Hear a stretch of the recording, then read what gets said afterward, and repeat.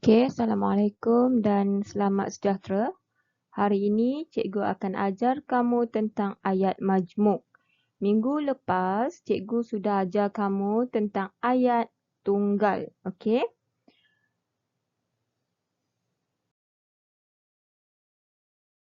Okey, ayat majmuk. Ayat majmuk, dia mengandungi dua ayat tunggal atau lebih. Okey? Dan ayat majmuk juga mempunyai kata hubung. Ini mesti kamu faham, kena faham dua ayat tunggal atau lebih dan ada kata hubung. Seterusnya, kata hubung dalam ayat majmuk biasanya dan, kecuali, tetapi, atau, serta, sambil, kerana, untuk, dengan. Banyak lagi kata hubung yang kita perlu belajar. Setakat ini sahaja dulu yang cikgu akan kenalkan kepada kamu. Baiklah, kita pergi kepada contoh ayat majmuk. Okey, ayat majmuk dia dibentuk daripada dua atau lebih ayat tunggal. Di sini ada dua ayat tunggal. Satu, dua. Okey, dua ayat tunggal di sini. Dan kata hubung dan. Okey. Contoh ayat tunggal pertama, Suhaimi suka makan nasi lemak.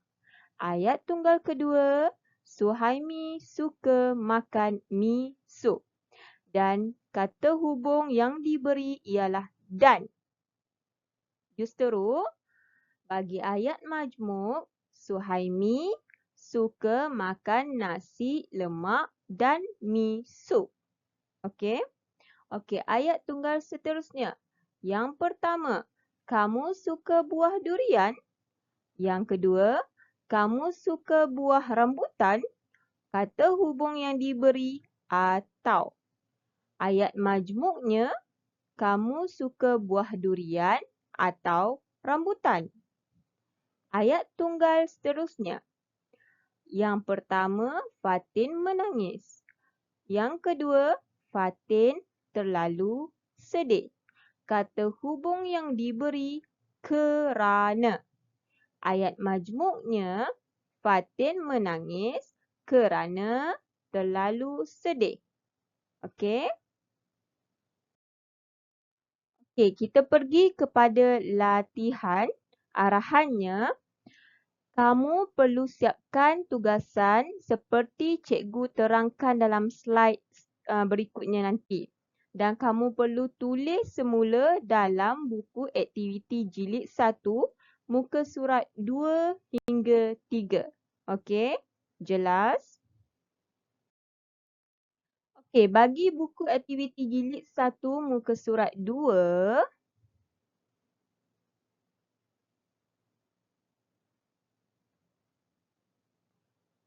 okey. Buat aktiviti 2, baca teks, kemudian tulis ayat tunggal dan ayat majmuk.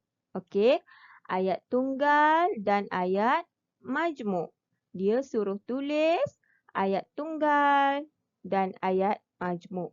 Okey, kamu perlu baca semua ni dahulu. Lepas tu, gariskan dan tulis mana satu ayat tunggal dan mana satu ayat majmuk. Okey, contoh cikgu bagi sarapan berkhasiat. Bagi Puan Sakina, sarapan yang berkhasiat sangat penting untuk keluarganya. Okey. Untuk yang cikgu bulatkan ini ialah kata hubung. Untuk ialah kata hubung. Jadi, ayat ini adalah ayat majmuk. Sarapan yang berkhasiat sangat penting untuk keluarganya. Untuk ini, cikgu tulis dengan warna biru. Okey? Sarapan yang berkhasiat sangat penting untuk keluarganya. Ini adalah ayat majmuk sebab untuk adalah kata hubung. Seterusnya, beliau membuat lempeng kelapa. Beliau membuat lempeng kelapa. Ini ayat tunggal disebabkan tiada kata hubung dan ayatnya pendek. Okey. Puan Sakinah menyediakan sambal ikan bilis. Ini pun ayat tunggal. Puan Sakinah menyediakan sambal ikan bilis. Seterusnya, Encik Ismail suka makan lempeng kelapa dengan sambal ikan bilis.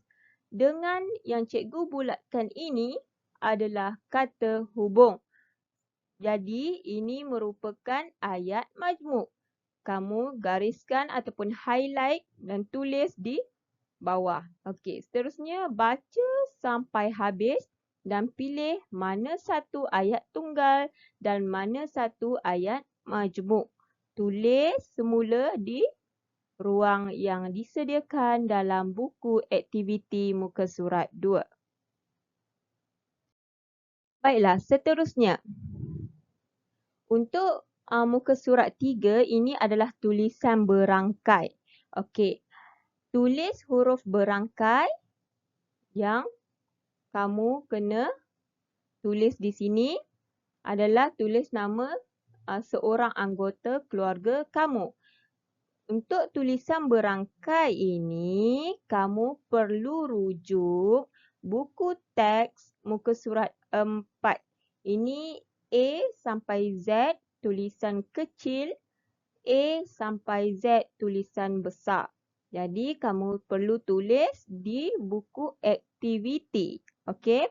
Contohnya, untuk kotak ini, cikgu tulis nama bapa cikgu. Untuk yang nombor 1, cikgu tulis nama ibu cikgu. Kedua, cikgu tulis nama suami cikgu. Ketiga, keempat, kelima adalah nama anak cikgu. Jadi, kamu tulis nama anggota keluarga kamu. Nama atuk, nama nenek, nama bapa, nama ibu, nama abang, kakak, adik. Okey? Boleh ya? Okey, itu saja pengajaran kita pada hari ini. Terima kasih. Jumpa minggu depan. Ingat ya, ayat majmuk adalah ayat yang mengandungi 2 atau lebih ayat tunggal dan juga ada kata hubung. Okey, bye-bye.